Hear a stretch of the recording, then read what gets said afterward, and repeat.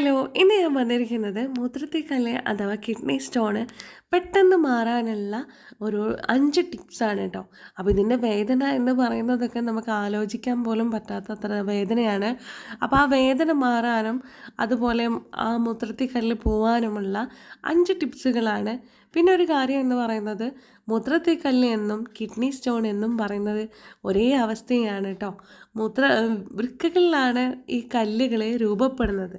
അപ്പോൾ kidney stone രൂപപ്പെട്ട് കഴിഞ്ഞാൽ അത് നമ്മുടെ മൂത്രനാളിയിലൂടെ താഴേക്ക് നീങ്ങുമ്പോൾ അത് മറ്റു ഭാഗങ്ങളിലും കാണപ്പെടും. അതുകൊണ്ടാണ് ഇതിനെ പൊതുവായിട്ട് മൂത്രത്തിക്കല്ല് എന്ന് വിളിക്കുന്നത്.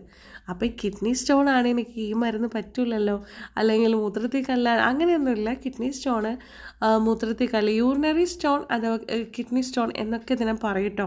അപ്പോൾ ഈ 5 ടിപ്സുകളിൽ ഏതെങ്കിലും ഒരു ടിപ്സ് നിങ്ങൾ ചെയ്യുവാണെങ്കിൽ അതിൻ്റെ വേദന കുറയ്ക്കാനും അത് പോവാനും ആ കല്ല് പോവാനും നിങ്ങളെ ഹെൽപ്പ് ചെയ്യുന്നതാണ്. അതിൽ മെയിനായിട്ടുള്ളൊരു സംഭവം എന്ന് വെച്ചാൽ നന്നായി വെള്ളം കുടിക്കുക എന്നുള്ളതാണ് കേട്ടോ. പിന്നെ മരുന്ന് എന്ന് പറയുന്നത് ആപ്പിൾ സീഡർ വിനീഗറാണ്. അത് 1 table spoon apple cedar vinegar 1 cup ചെറു ചൂടുവെള്ളത്തിൽ ഒഴിച്ചിട്ട് ദിവസത്തിൽ 2 നേരം കുടിക്കുക എന്നുള്ളതാണ്. അത് നിങ്ങളെ ചോയ്സാണ്. എന്ന് വെച്ചാൽ ആപ്പിൾ സിഡർ, ഇനിയിപ്പോൾ അടുത്ത മരുന്ന് പറയുന്നത് ചെറുനാരങ്ങയാണ്. അപ്പോൾ ഇതിൽ ഏത് വേണം എന്നുള്ളത് നിങ്ങളാണ് തീരുമാനിക്കേണ്ടത് കേട്ടോ. അപ്പോൾ അതിലൊരു മരുന്നാണ് apple cider vinegar. 1 table spoon apple cider vinegar 1 cup ചെറു ചൂടുവെള്ളത്തിൽ ഒഴിച്ചിട്ട് 2 നേരം കുടിക്കുക എന്നുള്ളതാണ്. രണ്ടാമത്തെ ടിപ്പ് എന്ന് പറയുന്നത് ലെമൺ ജ്യൂസാണ്.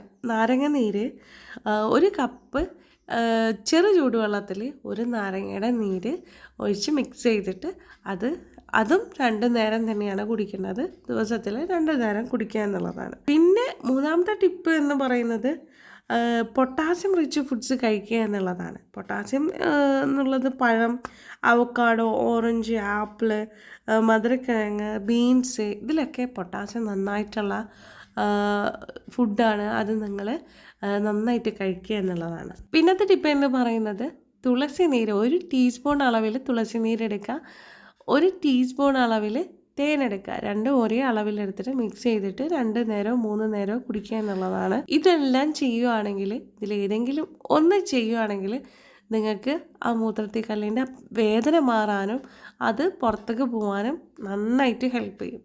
പിന്നെ വേറൊരു വിഷയം എന്ന് വെച്ചാൽ ഇത് വന്നവരിൽ വീണ്ടും വരാനുള്ള സാധ്യത കൂടുതലാണ്. അപ്പോൾ അത് വരാതിരിക്കാൻ നമ്മൾ ചെയ്യാൻ പറ്റുന്ന കാര്യം എന്ന് പറയുന്നത് നന്നായിട്ട് വെള്ളം കുടിക്കുക എന്നുള്ളതാണ്.